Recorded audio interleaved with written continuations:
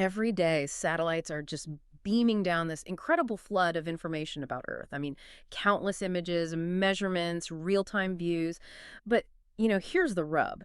How do you actually connect all these different, complex, constantly updating data sets to see the big picture, to really grasp how our planet's changing?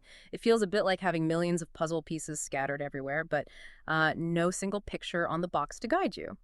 So today, we're doing a deep dive into Alpha Earth Foundations, or AEF. It's an AI model, just published July 30th, 2025. Think of it almost like a virtual satellite. People are calling it a pretty revolutionary step for global mapping and monitoring. And our mission here is really to give you a shortcut to understanding the state of our planet right now and how it's Okay. evolving. Yeah, and it's fascinating because AEF gets right to the heart of a long-standing problem in global mapping. See, for ages, we've really struggled with two main things. First, just the sheer overload of data coming from all sorts of places, optical, radar, 3D laser mapping, climate models, gravity fields, even text documents. Even text. Exactly. And the second hurdle is getting consistent information when you only have sparse, high-quality labels on the ground. Imagine trying to map the entire world accurately with just a few scattered landmarks. That's kind of the challenge AEF is built to tackle, filling in those huge unlabeled gaps. Okay, so given those, well, pretty fundamental challenges with the old ways, how does Alpha Earth Foundations actually manage to break through? What's the core innovation here? Well, what's really unprecedented, I think, is AEF's ability to weave together information from dozens of different public sources, just pulls it all in. And it integrates this massive amount of data to analyze Earth's land and coasts in really sharp detail. We're talking 10 by 10 meter squares. Plus, it tracks the changes over time with remarkable precision. So it's not just mashing data together, it's truly harmonizing it at a scale and detail we haven't seen before. And it's not just about the analysis, right? I read it's also incredibly efficient. Something about creating these compact summaries, embeddings, that take up 16 times less storage space than other AI systems. What does that actually mean for people working in the field? Oh, it's a huge deal. 16 times less storage, that's not just a technical footnote. It means we can monitor global changes much more frequently, more comprehensively too, and importantly at a significantly lower cost. It really opens up access to these high-resolution insights for more researchers. And on top of that, AEF consistently performs better.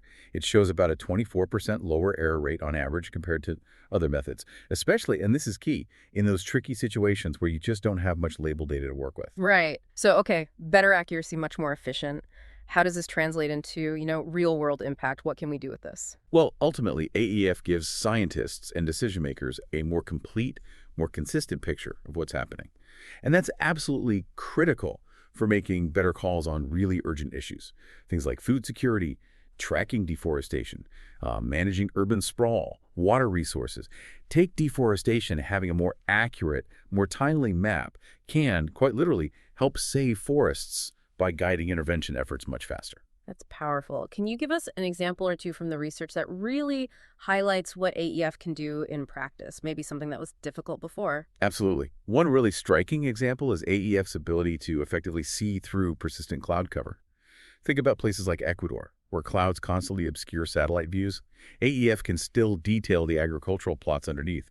It's almost like giving us planetary X-ray vision in those spots. Yeah. And it can map really complex surfaces, like in Antarctica, areas that are notoriously difficult with incredible clarity. Another fascinating one is how it reveals subtle variations in Canadian farmland differences in land use or crop health that are basically invisible to the naked eye. That gives us totally new insights. That is genuinely impressive. So how practical is this right now? Can organizations start using this technology? Yes, very practical. The annual embeddings from AEF, they're already available. It's called the Satellite Embedding Dataset, and you can find it in Google Earth Engine. In fact, over 50 organizations have already been testing it out. 50. Okay. Yeah, and partners like the UN's Food and Agriculture Organization and MapBiomas in Brazil, they're seeing direct benefits. Nick Murray, involved with the FAO work, mentioned it's revolutionizing our work by helping countries map uncharted ecosystems. That's huge for conservation. And Tasso Azevedo from MapBiomas said it lets them make maps that are more accurate, precise, and fast to produce.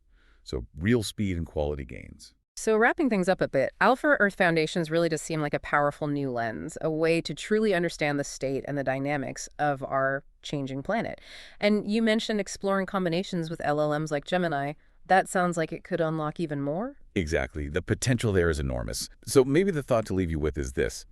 How might this kind of foundational geospatial data, like what AEF provides, empower us, not just to watch the planet change, but to actually proactively address its most critical needs? Could this unlock a whole new era of discovery and, maybe more importantly, effective conservation?